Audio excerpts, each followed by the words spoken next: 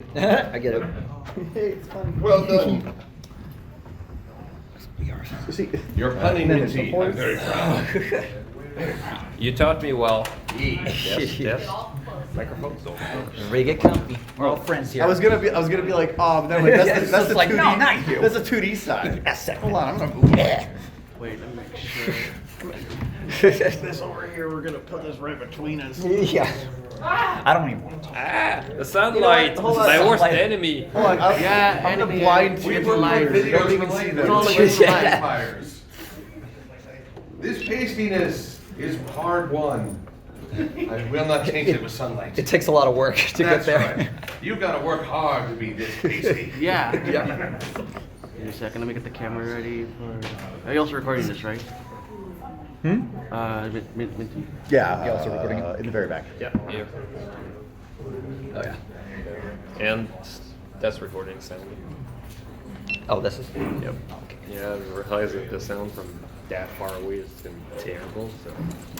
Well, they say if something, you see something suspicious, you should report it. And I mean, there's just a There's phone just just a sitting in the phone middle there. of the table, just blinking at me.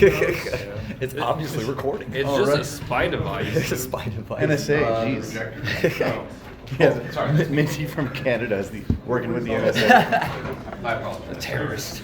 What do you guys need AV-wise? I don't suppose you have a HDMI to USB-C adapter? No, okay. No. Then, I thought we lived in the future.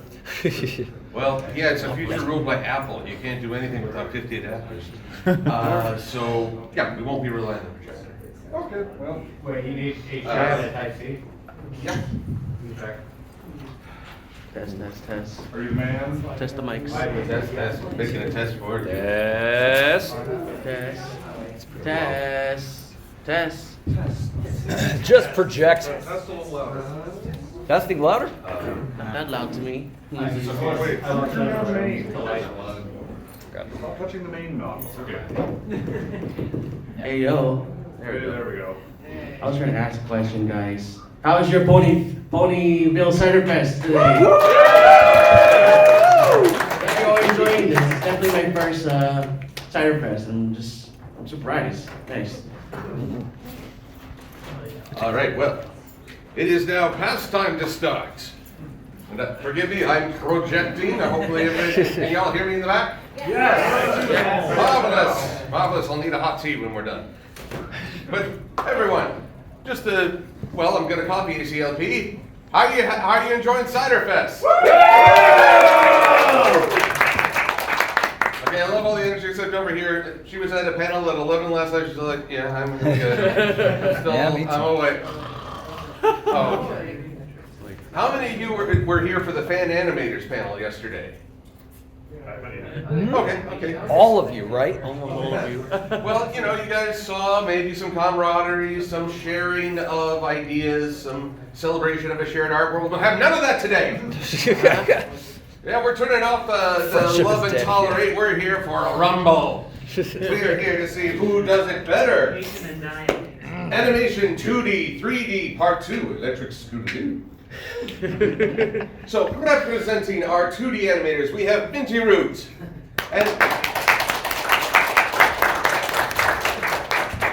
and Brody Dance Party. Meanwhile, coming to you all from the third dimension, we have Argo Damon.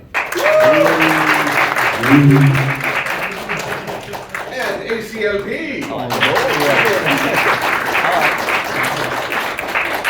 And before we start off on this declaration of war and this fight for the battle of supremacy, we're going to have each one tell us what they animate on and some of the projects they've done.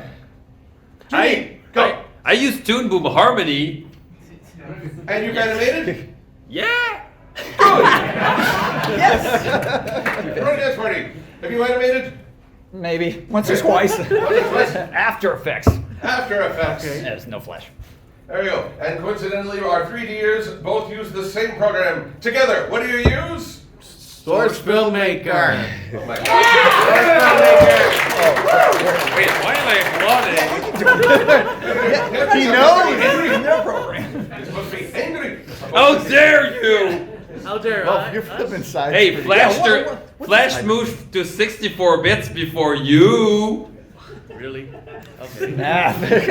That's right. We're done with 2-bit competitions. We're up to 64 now. Hey, at least we can run Alright. ours on a pregnancy tester at this point.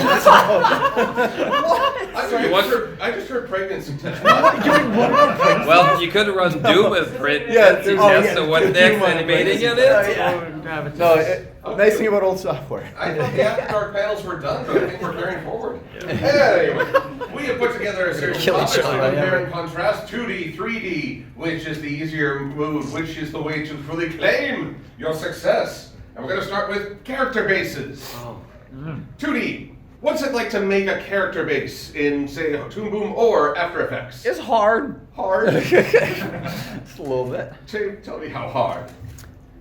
Well, the thing is that you have to think of all the things that you have to do. So a lot of it is basically building cutouts, and you have to make cutouts of pieces that you'll need to reuse, and you need to pre-plan as much as possible for the things you know you're gonna need. Because if you have a scene that you were working on and you realize too quickly, oh, there's a hoof in a position I need for that one shot, and then you realize later that you need to redraw the same hoof for all the shots later. It's a nightmare. So you have to pre-plan with what you already have in mind for your animation ahead.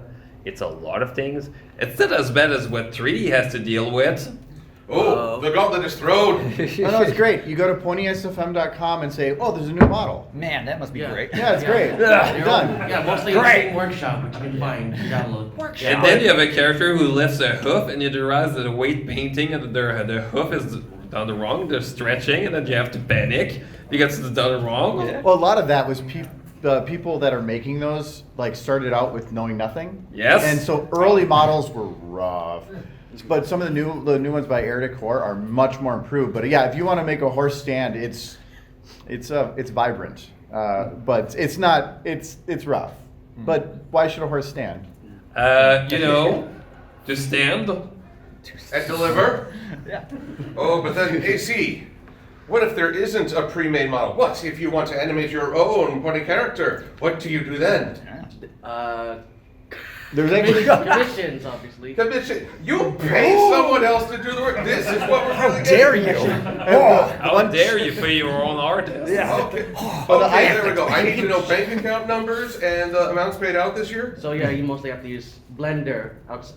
Instead of source from it, you have to use Blender, and then you have to. You have to turn this into a smoothie?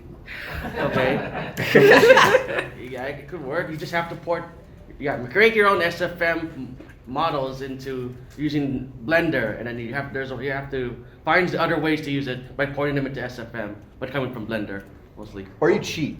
Or you cheat. You just find something that looks like it and then recolor it and like merge them in SFM and to a mass blob of things that you have to manage. It works. Actually, that's how I think most Bruins make their OCs. Yep. Well, mostly vinyl scratch. Final scrap, yeah, that's right. Just gotta Recolors, keep yeah. changing the eye color. Oh, but part of those character designs, so you were talking about you need to plan out and know every movement they're going to make. Yeah. You guys need control over every part that can move. What about the mouths? Yes. Are we all What connected? is it like to animate a mouth in 2D? Okay, so here's a secret. We have like 15 poses and you just flip between them. Shh, don't tell me. Okay, 30. We have a 15 with the normal poses, and then we have the normal poses, but sad. Yeah. But sad. I mean, you do get a library built up over time, Yeah. the different angles and all that stuff, so you can just start swapping and just copy pasting, but it's still really hard, guys. What's the naughtiest angle? What's your naughtiest angle? The thing you can never actually use because you're like, oh no. This is family friendly, then, right? No, it isn't. No, it's not? Oh, well, I've ruined it. Well, there's a scrunchy mouth. Stretch mouth, scandalous. Yep. All right, but then on the 3D side of things, mouth movements. The benefit 3D has though is 2D. If you're from the side or a different angle, it's kind of different, especially from the front where you can see the whole mouth has to be within the face. 3D is for the most part any angle works, but there's definitely you're like, oh, that's what it looks like from the front. Then you turn the character to the side, you're like, oh no. I'm gonna have to fix that a little bit. There's a great example from Cloudy with a Chance of Meatballs. I remember where they had them out talking, but they're like, well, we want to show the sky behind, so they showed like the model was stretched way back behind, yeah. so there was a pass through. Yeah, the stretch. Yeah, That sounds painful. but we all agree lip syncing sucks. It's time consuming. It's monotonous. You can't really play music because you have to listen to the words over and over and over and over and That is over the and worst over again. part. And yeah, you don't have to. You can't always rely on auto lip sync. Why do you think I got like 2 animations that are just silent, just music? Mm-hmm. Yes.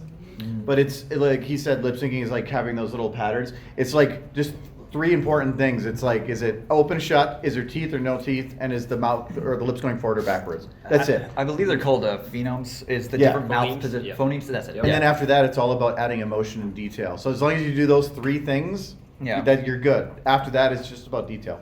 Detail. Including a little detail we like to call teeth. Everybody in this room, try to think about how you would enunciate yourself without teeth in your choppas. Well, the funny thing is that if you look at any Griffin in the show, whenever they have this to say something that has a C, they have teeth. You're not supposed to. Yep. I mean, even my hippogriff OC has teeth, and everyone calls it genetic impossibility. Oh, I think Minuet would have a word to say about it. In SFM, there was one of the Griffins. They had a mouth and I had to do lip syncing, but they didn't have teeth. And I'm like, well, I can't do E. There's no way to do E. So I'm like, well, I'm just going to take the horse teeth and shove it in their mouth. And then every now and then just make them show up a little bit. It worked. I thought you shouldn't look at a horse teeth in the mouth. No, it's a Griffin now. Ah. But you It's come horse up dentures. with- We've got 3D digital dentures. Yeah.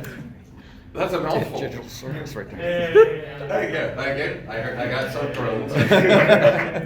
Now we're talking about how bad it is to have to animate mouth movement and listen to yourself over and over and over again. You all aren't dealing with the same timelines. What's the superiority of Toon Boom's timeline? There's none. You just have to split all the shots in separate scenes, and that's it.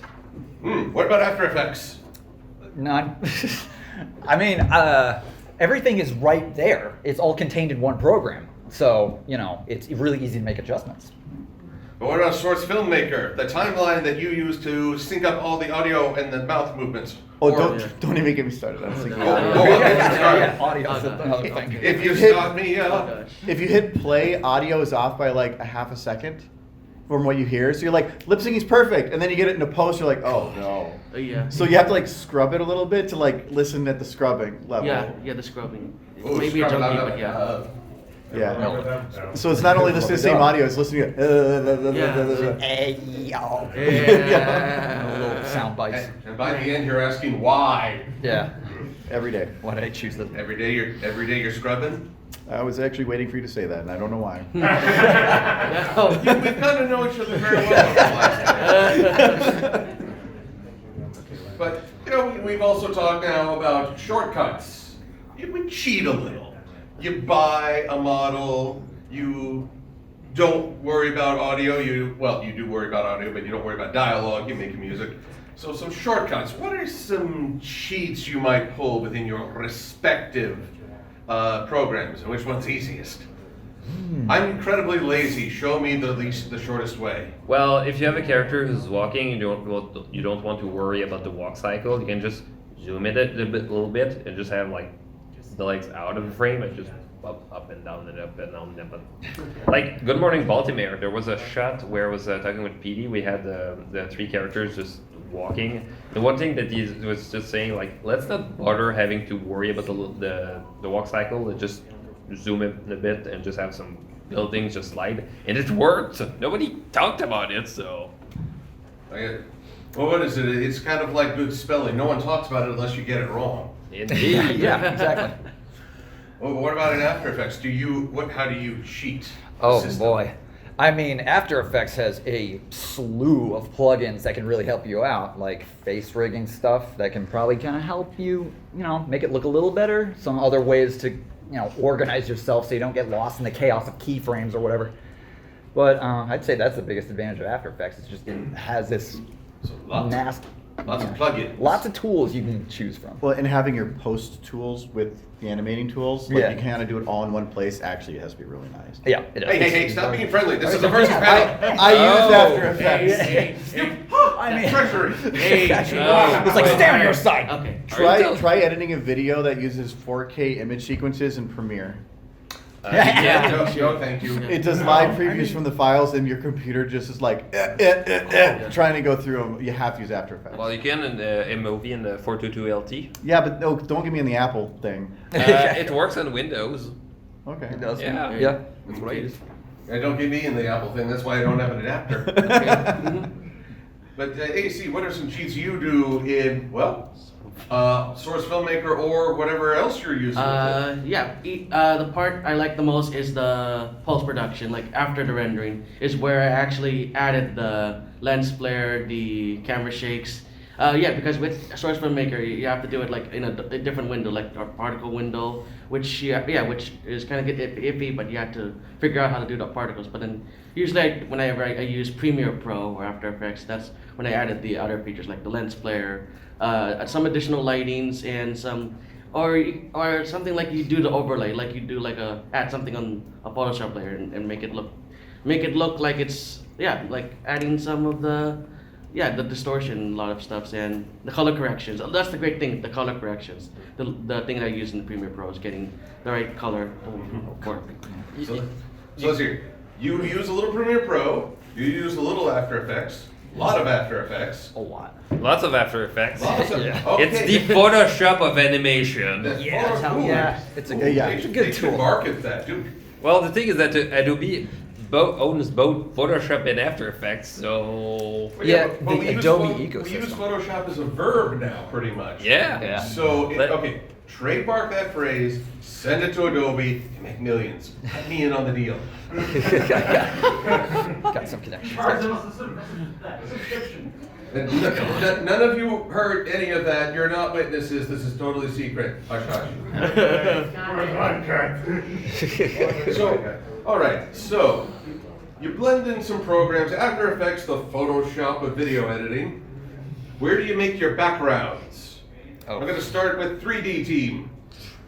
Scene building. Scene building. The benefit 3D has of scene building is like you can build the whole place you're going to work with, and then you can just move your camera around and kind of get like, oh, maybe this angle works better, maybe this angle works a little better, and everything's there done at once. So it's a one-time thing and doing it. SFM will probably crash before you make it the size you want. But the nice thing then too is once you start getting your scenes in, you can start just like removing the things that aren't on camera to kind of reduce the strain on it. But definitely early on, it's like chugging at like 5 frames a second, trying to handle buildings you can't see or something. Yeah. But being able to just do one build is really nice. With Source Filmmaker, the backgrounds, usually I start adding scene builds. There are times I might use a map, but it may be provided, but I always like using that blank, solid void map, because it does look good when you have to add the lights, the scene builds, like what Marco said, and of course, if you want to add the particles, that's the thing that I always use, using the blank map, so that you can make your own imagination of how you want the scene to look like in what is according to the storyboard. Yeah. Have you ever been moving the camera through a scene and you accidentally go through a house? So yes, but you can do some playing with the camera, like Z-near and Z-far, so that it like ignores everything a certain distance from the camera. There's definitely issues, like even in real cinema, when they like change camera to the side, they have to move everything out of the way.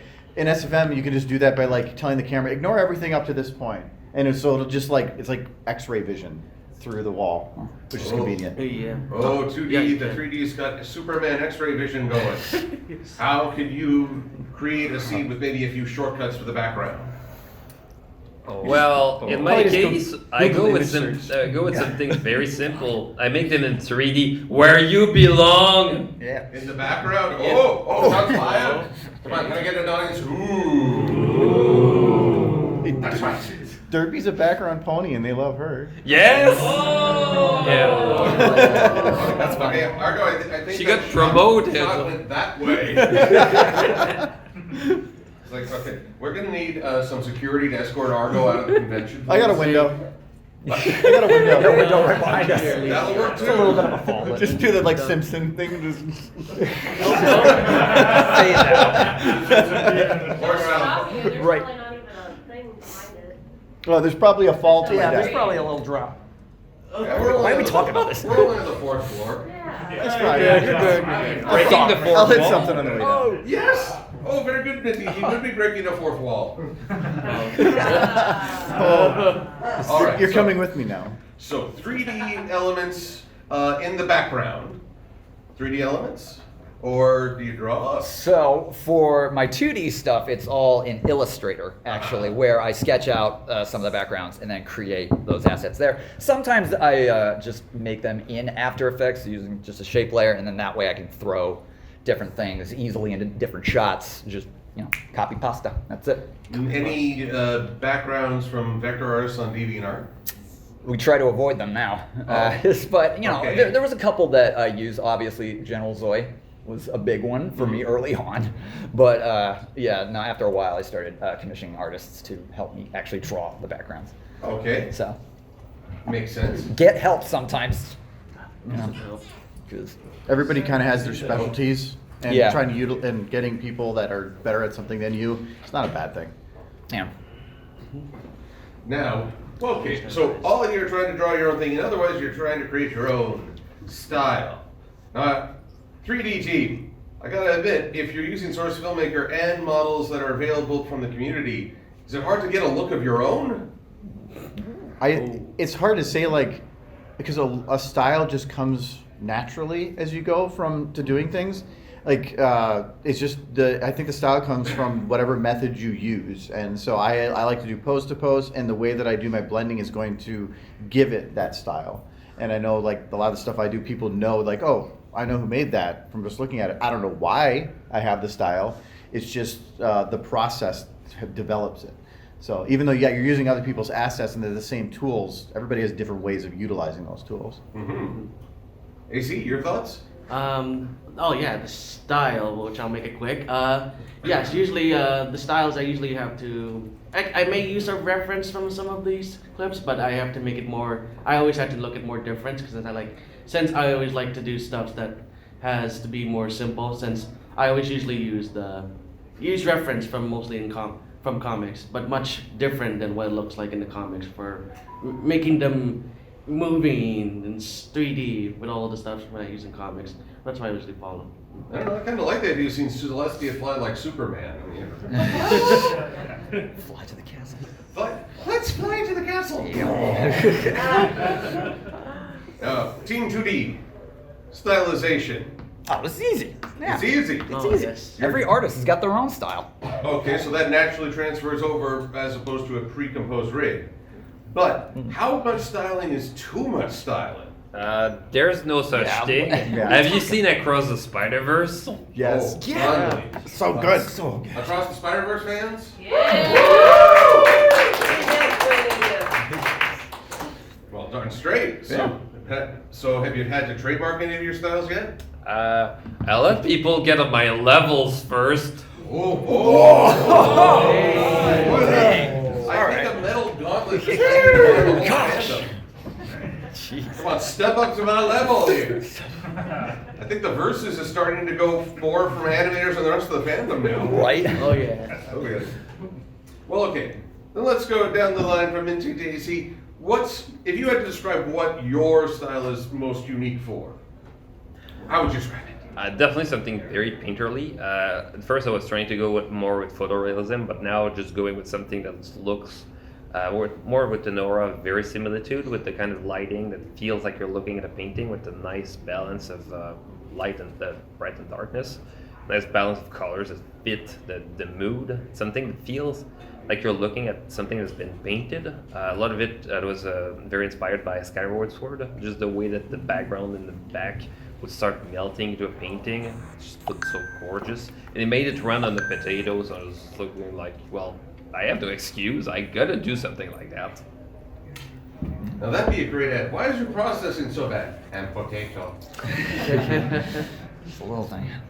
I mean, for me, I would say for my style, obviously, I didn't know what I was doing at the beginning. So using pre-made assets and all that stuff just had its own style.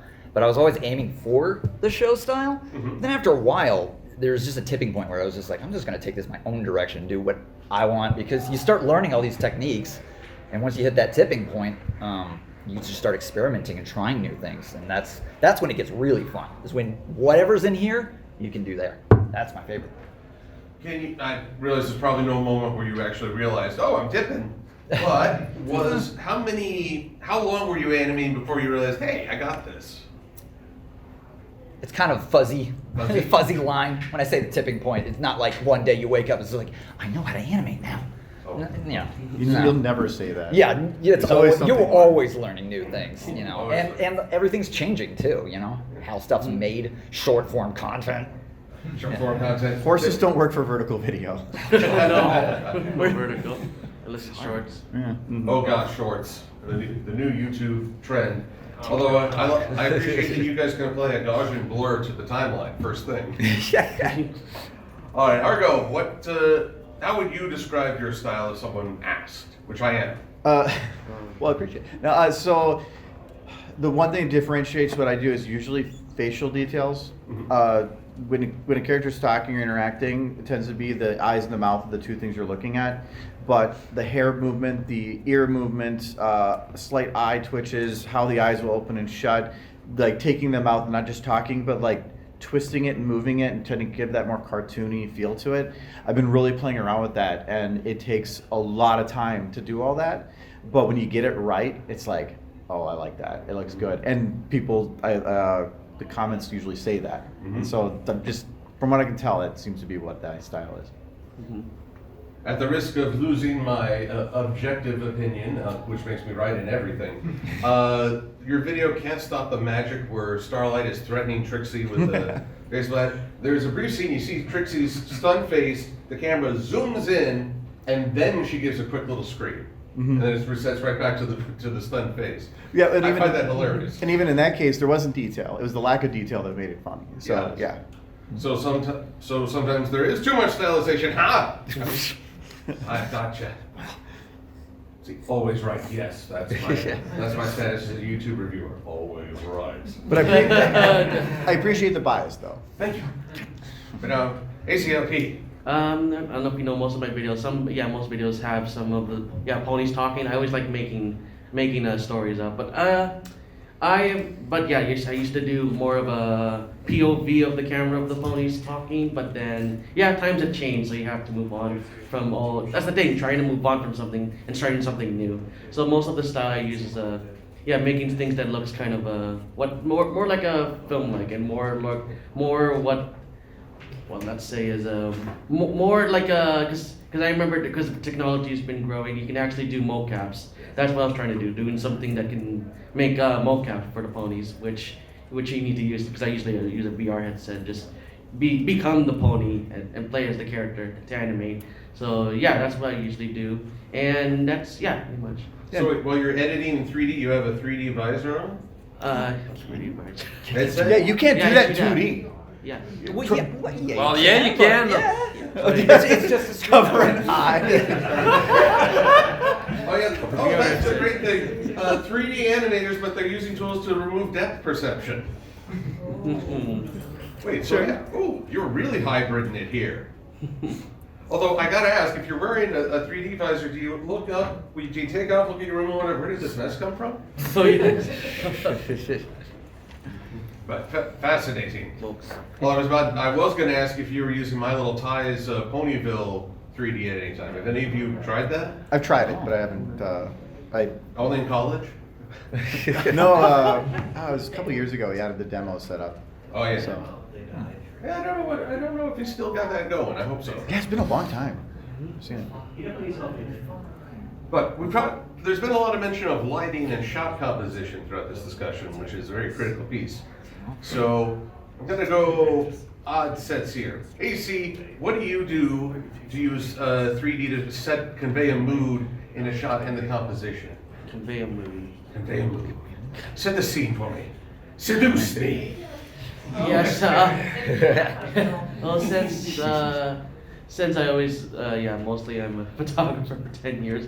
I always had to rely on the what they call it, the photo composition. Like sometimes I always use when doing source formation using the rule of thirds, which I usually do, and I always had to follow making sure the getting these unique angles and making sure there's something what it really means for making these kind of camera angles. But what I use for the rule of thirds.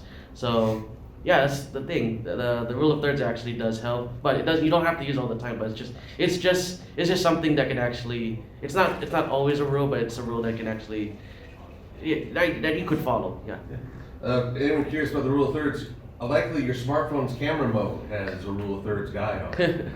I'm curious, does Source Filmmaker have this kind of visual divider? No, Do but you get a magic marker and draw?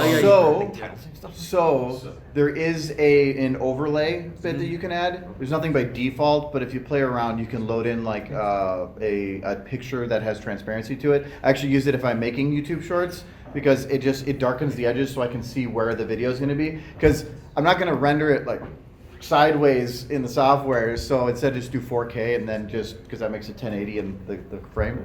But I've done a 4/3 line, but I'm pretty sure most people can divide by 3.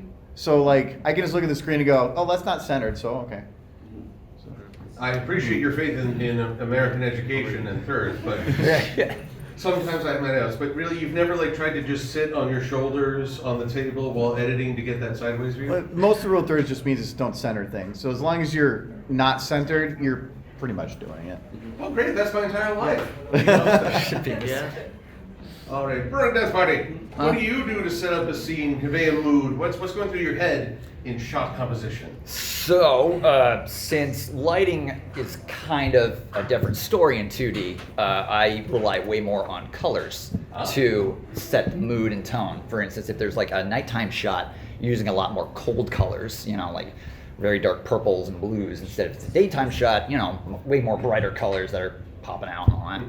So there are some times when I will use like the lighting system in After Effects to kind of, create shadows for different characters or sets, pieces. But yeah, it's mostly color theory that I rely on to try and set tones for different shots and stuff like that. Okay, Dargo. So they're claiming color composition and theory as a foundation for 2D moods. 3D. Are you able to generate a color change throughout a whole scene very easily? Live changes to color, no. Well, kind of. So, the nice thing with SFM is like, say you have a scene, you render it out, and you have a final piece, and then you go back to it, change one thing, and then re-render the whole thing. Technically, the only thing pixel by pixel is different is whatever was changed. So I've had it before of like Remembrance. I did transparent, like ghost-like characters. All I did is render it twice, once with them, once without them, and then overlaid it. So you could technically render something with like multiple colors and then fade between them as you want.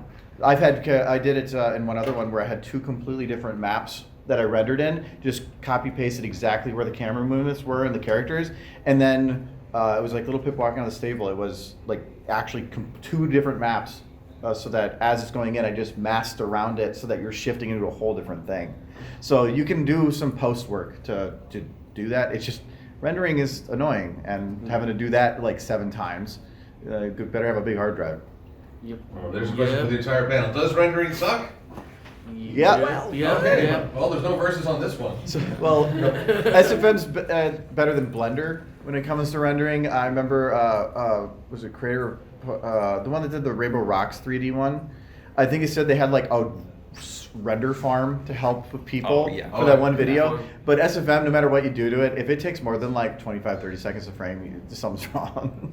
And actually, with your description of ghost characters and putting them in the scene, funny enough, Red versus Blue of Rooster Teeth, they did the exact same thing with when one of their characters was a ghost. I mean, their camera was the Halo video game itself, but they set up the shot, and then they had 2 scenes, one with, one without, and perfect overlay, which I'm betting was a headache. Yeah, well, it's like you just keep the camera the same, but then in post you can just zoom in a little bit and like shake the camera around, and it makes it look like it was moving. Tricks. Yeah. There's another shortcut. Now, Minty. So we've had 2D saying there's more emphasis on color theory, 3D more lighting, but also combining different shots. What about you? What do you like to do to convey a mood? I think mood is also very conveyed with spacing and timing. One of the things I'm thinking of, for example, if you have a very sad scene that really needs time to breathe, you don't do a whip pan. You will, for example, with Luna's Determination, the opening, a lot of it is really conveyed with shots of very slow moving cameras. And of course, in terms of color, one of the things I really wanted to show, just to give the impression that everything was depressing, I withdrew all uses of yellow within the whole shots because I wanted the bell, which was supposed to be yellow and gold, to stand out, so that Star Swirl would later just feel like he's just standing out. The glow of just the glow of happiness coming from the scene, but I think lots of it wasn't conveyed just by the colors, because there's colorblind people and they still appreciate cinema. I think part of it is just the fact that we had just a slow move the camera, the slow move the character, the posing. For example, Luna just walking with the head down the whole time, the way that her head would just fall down with no weight and nothing to support it. The way that the camera was always around her level instead of trying to be dynamic. And for later, the scene where things would go dynamic, the shots just going quick, to really put the emphasis on the intensity of the action. And that thing is less to do with 2D, it's more to do with just filmmaking. But in my case, a lot of it is done using cuts, because in 2D you can't really afford to do lots of camera movements as 3D would do. So you would have to treat it like shooting a movie on a tripod instead of having steady cams, or having any dolly and orbits, for example, around your characters.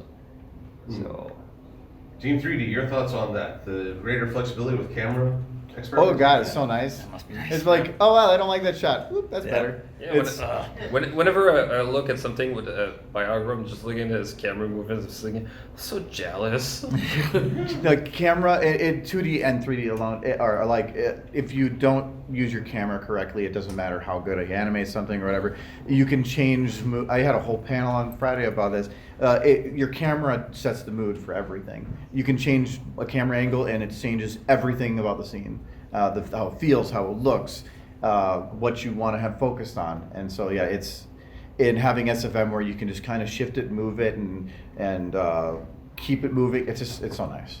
3D is so nice for that. Yeah. But then 2D, you just like, I'm gonna keep it here. Or sometimes you spend like half of your budget just so that the camera would go from here to here. Just to correct one little thing. Honestly, that makes putting your hoof down, the scene where where the camera kind of pans around Fluttershy. Using just by taking a stack of layers and just offsetting them with a different rate. I remember a lot of people in the fan like, "Whoa, that was a really good shot," and it wasn't 3D. What was it? Lullaby for a Princess was the one that had the like super long one around Celestia. Oh, yeah, Yep. it's Like, yeah. I have to say, like I saw it, I'm like, how much work was that? Yes. Well, you Wow. worked for like 2 years and a half now. Yeah, no, It it was a was super long It was a time. long time, but that was crazy good for 2D. Yeah. Yeah, it would have been like 5 minutes for me. So. Well, good for you. Yeah, I was worried you guys were getting a little too friendly on Yes. Just imagine the amount of work just to make a fraction of our power. Oh, great! Now they're feeling invincible. I am popular with the culture. I'm with it. Let's talk about prep. You've been talking about lighting, setting up the shot, getting the characters working on the mouse, all this stuff that goes into a production. When is it done? Never. Never. Never. What? Never? No, never. Okay, well then, when is it? I can't keep working on this for the love of insert deity here, or agnostic, or atheist, world, whatever. Well, you do hit a point with the 80-20 rule, where the idea is to get 80% of the way there takes half the work, and to get the extra 20% takes another half.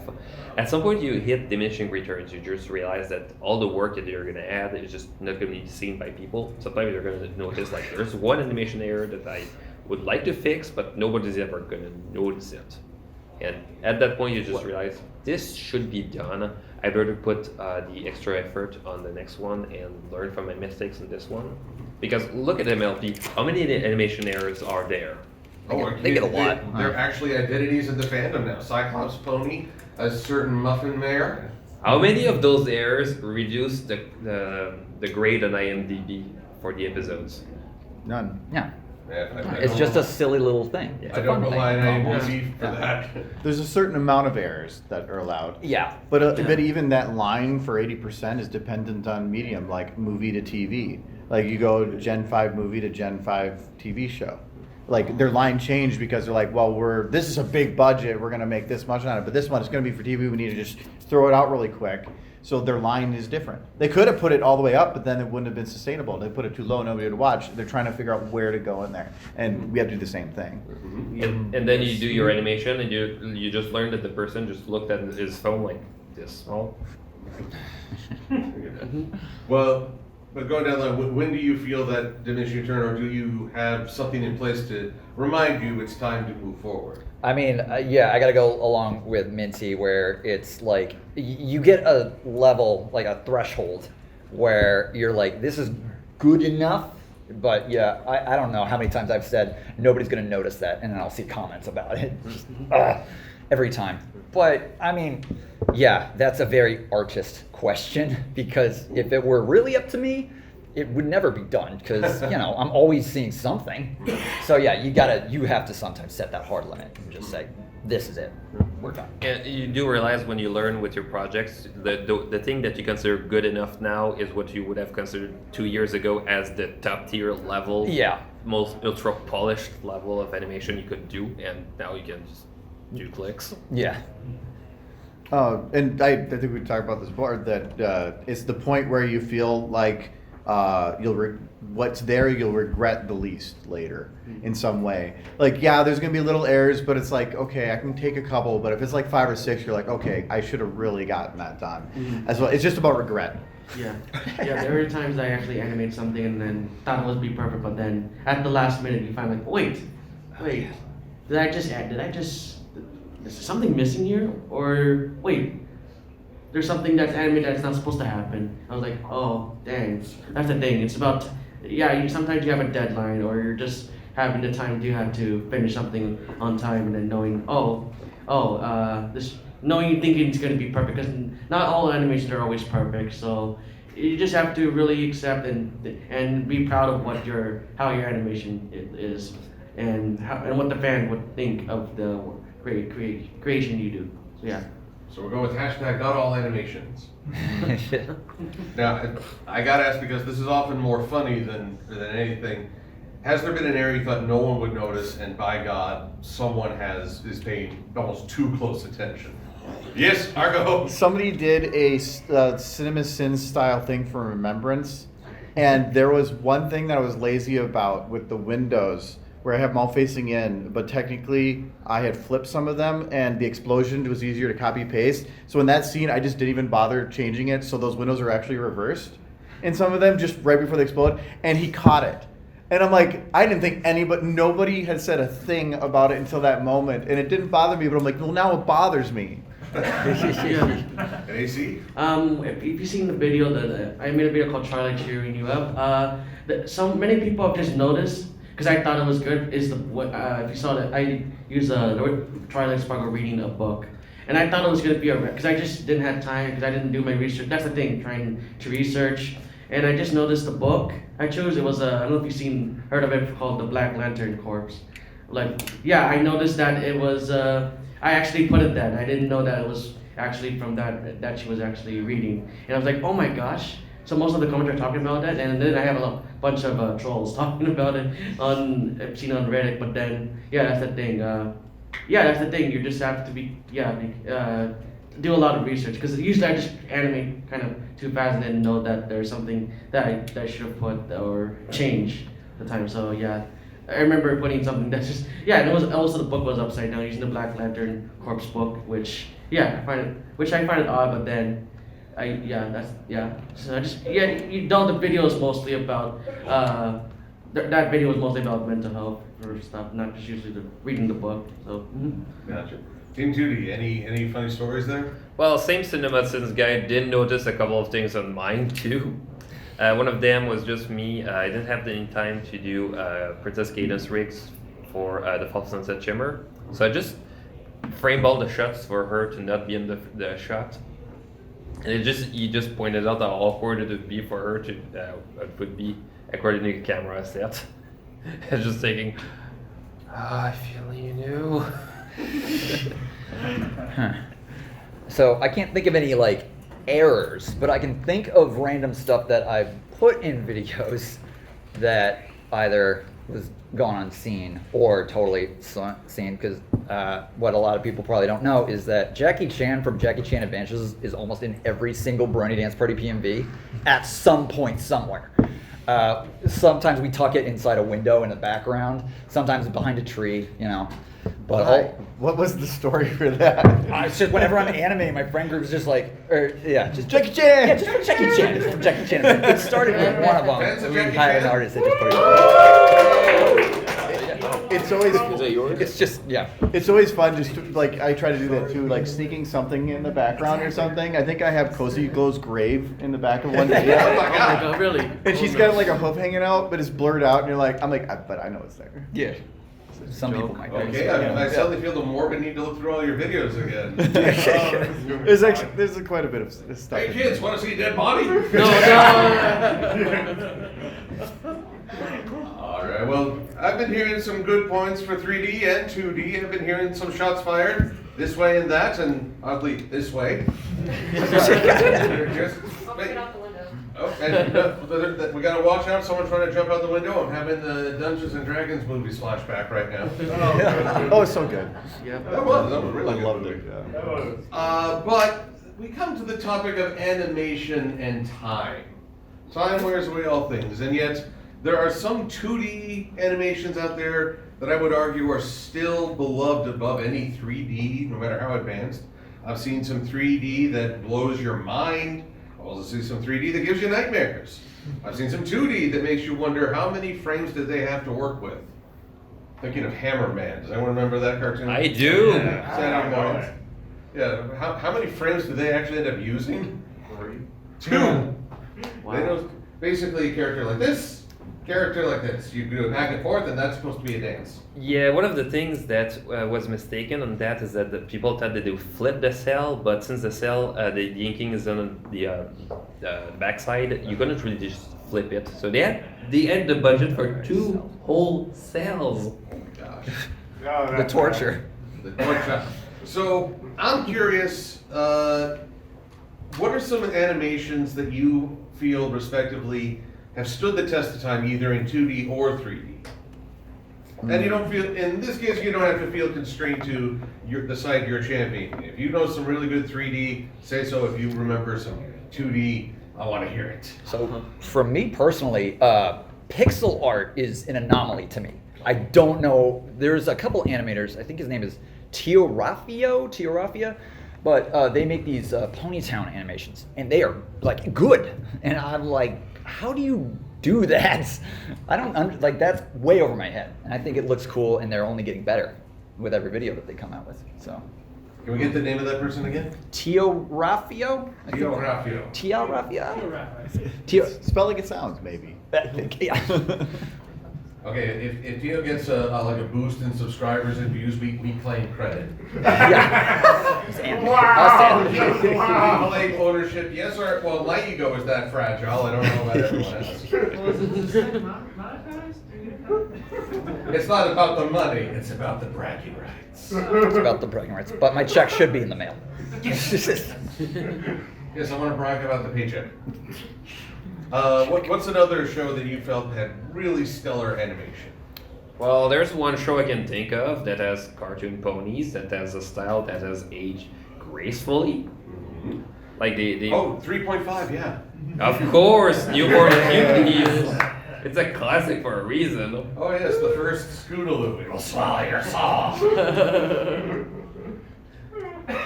Well, I have an example. It's not horse, but it didn't, what? No, but like, even when you think about it, the quality of the 3D wasn't that great, but it's still beloved. VeggieTales? It was fun. It was wholesome, and but the quality animation, you would look like, what? Why would it? But it still was good. There's still so many memes and jokes coming from that. So. Fried memes. Yeah. I think along a similar route would be the old reboot series. Oh yeah. I mean, okay, I know they tried to reboot it, oddly, with the Guardian Code, but everyone still loves the old reboot much better. The old reboot. It has such a very specific aesthetic that just Reboot. hits. It's very 90s, but in a delightful way. You look at it and you feel you're back as a kid, just in the front of a computer back in the days when the computers would make all those sounds when they were beige. It just brings you back and feels good with that. That just reminded me of the Donkey Kong Country when that show was coming out. Oh, yeah. Does anybody remember that? Banana Slammer. Yeah, that one. Banana Slammer. Yeah, what were you guys' thoughts on Avatar? Which one? Yeah. Which Avatar? Which one? Take your pick. The Last Airbender, the Ben Shyamalan, or the Blue Cat People? Well, I can think of two of those three that did age pretty well. Yeah. Right, everyone loves the live action Avatar shot of the princess's head as it tilts down. I don't get it. Well, don't worry, in time, it'll come to you. When I'm older. 10 minutes. But let's see, what are some other shows? So we mentioned Newborn Cuties was sort of the dark mirror of Flash. When, well, much like Hammerman, you're only working with, it seems like they're only working with 2 cells. It feels like their 80-20 rule. They just went for the 20. But let's see, I'm trying to think of I got a weird one. Have you ever seen an animated movie called Kaena the Prophecy? It's a very old, they boasted it was one of the first full 3D movies. And really the only claim to fame was that they had sap monsters and they had this weird sap texture. Was it the thing with the boat? I think there was a boat. Okay, I've probably seen some footage of that one. So it was early pioneering of 3D. It's quite interesting because there's a debate. Well, I say debate. It's mostly just weirdos who argue that. I'm a weirdo. Weirdos argue that Toy Story is not the very first 3D computer animated movie. They would argue that Cassiopeia. Cassiopeia? Yep. I think there's a Spanish 3D animated movie would be considered the first, even though it was released after, because that one was entirely done in computer, while Toy Story was based on clay models that they scanned. Oh, yo entiendo. Es And- muy interesante. Sí. And once you look at the movie, you realize, oh, okay, that was entirely done in computer because it's primitives for the most part. Mm-hmm. So. Sorry, you say primitive sparkle. I just imagine Primitive. Twilight with a club and you know. Ook book. Yes, my 4 years of high school Spanish have finally paid off. Huzzah. Let's see here. Oh, we've got 8 minutes left in the panel, and I've been doing my best to set these two parties against each other, but really, It's just this camaraderie, Bring them you've together. defeated my entire purpose. This is really Silver versus the animators, and I'm yeah. losing. It's us versus. Not very much. How very much dare you all? We will defeat Discord yet again. It's right That's right, I've been Team Chaos this whole weekend. Oh, actually, there's a question. Has anyone asked you, good ending, bad ending, Team Chaos? What are you choosing? Good ending. I like good endings. Okay. Yeah. Hero. Hero? Yeah. I've been picking what's funniest. I'm playing all Well, yeah, what if you take the bad ending and then Charlie just says, yeah, we're shutting down the con now. I was Thanks, Argo. I was trying to be hero, but then when I was allowed to make a mutant Applejack, I'm like, I gotta do that. Yeah. I'm more of a hero now, so yeah. Oh, okay. You three, ditch me. Argo, get with me after this. Yeah, all right. Going on an adventure. All right, but we got some time for some questions. Does anyone have any questions in the back? What are your views on Centaur World? Centaur. Amazing. Ooh. Yeah. Glendale is best. Yes. Hey guys. The Centaur World was awesome. It felt like kind of that feeling from MLP, but actually more adult focused, and the art was just so fun. It was great. It was amazing. Oh, yeah. Reviews Well, on the Central. Nowhere King as a villain actually in that. He was very dark and like it was almost like hit home. Like it felt real. The Nowhere King was fun, but yeah, I think the season 1 was definitely better than I think season 2 to me. But there was so much emotion in that last season. So where can I find this Nowhere King? There's nowhere. Oh, dang, he's on brand. He's on break. He's somewhere. Somewhere. Good Somewhere call. out there. Other questions for animators? 2D, 3D, hello. What about the opinions of how 3D holds up from the Polar Express movie? That valley. That valley. Whoa. Here's the I thing. think from the time it's pretty good. Here's the thing. Polar Express didn't age up because of the visuals. It aged up because none of the characters have names. It's just like uncanny enough. Like, And the issue, All the nerds it's did. it's Uncanny Valley. Yeah, that's So right. it's more of because Uncanny Valley is about the closer you get towards real. There's a certain gap right before real that it becomes awkward and your brain like rejects it. And Polar Express was that. They were trying to make it real, but they didn't have the resources or the ability to, and it fell right in that pit. Yeah. So yeah, but that's the technology was going to hit that point. As it gets better, it's going to get close, but not quite fall in the pit. But then hopefully make its way past. Yeah. Would you say that's a similar problem that Final Fantasy? I was going to say that. Yeah, Final Spirits Within had really good stuff until it wasn't. And they forgot to make it a Final Fantasy. Like where are the dragons, the people with big swords, the knights, the prophecies? It's just weird sci-fi. But if you want to see something fun, they did Michael Jackson's Thriller from the movie. There's a whole 3D render of them doing the whole dance with the monsters and everything. You can look it up. It's amazing. It was on the DVD. Okay, that Okay. It's fantastic. Thriller. Kind of throwing it back to a little nostalgia here. How do you feel about the Jimmy Timmy Power Hours, where it was like Oh, 3D, yeah. 3D? Oh yeah, that one. as a kid, that blew my mind because I was like, holy crap! It's like But, That did blew my mind. Yeah. it's just like two creators all collaborating together, I guess. Two Yeah. different 3D. but I mean, I guess the big argument would be do the art styles crossover? I think that was what they were running into. I think they tried their best, but I don't know. It's also not meant to be taken too seriously. So I think even if the art style looked a bit wonky, Yeah. people still had a It was blast just watching fun. it on TV for the first time. Just taking kids who just thought, oh shoot, cartoons can get together. Yeah. Oh, now we're into shipping.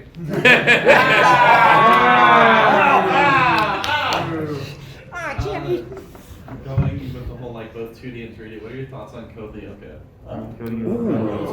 Ooh, I do like that one. That was kind of the mix of 2D, 3D from, oh God, was that really 2000s? Yeah. Yeah, I say that, but I've never actually seen it, so. It's great. I mean, They had massive foreheads. yeah, they had a style. Not since I mean- Naruto has there been so massive a Sputnik head. I mean, I remember that show being very split between like reality was 2D and the virtual world was 3D. I don't remember if there was a lot of crossover, but yeah, No, it's just completely different. yeah, it worlds. was just two different styles. And then they did a follow-up where instead of 2D part, they just replaced it with bad live action. Yep. Yep. Yeah, I thought for a band, like, nope, not me. Yeah.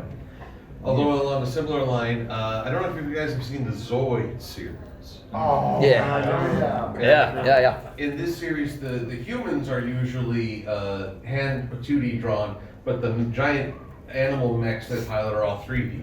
Yeah, and aren't they like cell shaded too to kind of mimic the 2D-ness? They tried. It's Yeah, kind of funny. kind of. There were like 4 series, and the third one looked just god awful in the CG department. Yeah. You could tell they changed studios and rather downgraded the animation effects, probably for budget. I saw another hand, yes. What's the best way to get into 2D animation for 2D animation? Don't do 3D.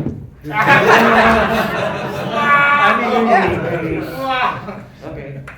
This PSA brought to you by Ponyville Ciderfest. Don't do 3D. SFM once, I just didn't understand anything. Whoa. Yeah. Best way to start it. There's a couple of free 2D software that you can get started with to just get a hang of it. For example, Blender has a grease pencil if you want to do hand-drawn. It's not perfect, but it actually can do 2D. There's OpenToonzy if you want to do puppet rigs with that, or if you want to just get started, you could get if you have a student ID, you could probably get a discount with, for example, to Harmony, which is a bit steeper, but you also have Flash or After Effects, which are available with Adobe. There's also like just getting involved with other like map projects, multiple animator projects, where you're kind of taking on a way lighter load, and then slowly learning over time and building connections, because that's a big thing, is just like communicating with other artists and learning how do you do it, how does this person do it, and just soaking it in, and of course just doing it. I hate saying that part because it's like pointing to a library and saying, "Here, I recommend this." You'll learn how to read. Yeah. The best way to learn is just exposure. It Pretty starts much. simple and then just do. It doesn't mean it has to be good or anything. It's the more you touch it, the more you learn, the more the muscle memory kicks in, and the better you get. Yeah. But don't let people pay you in exposure. That's, Yeah. Don't do that. Exposure kills people. that's right. That's right. Let's see here. So, we are right on the dot. So, I gotta say, this has been the worst verses because I sense camaraderie and crossover and a shared pool of exceptional talent and unique styles, recognizing the best in each other. So, it's a terrible versus panel.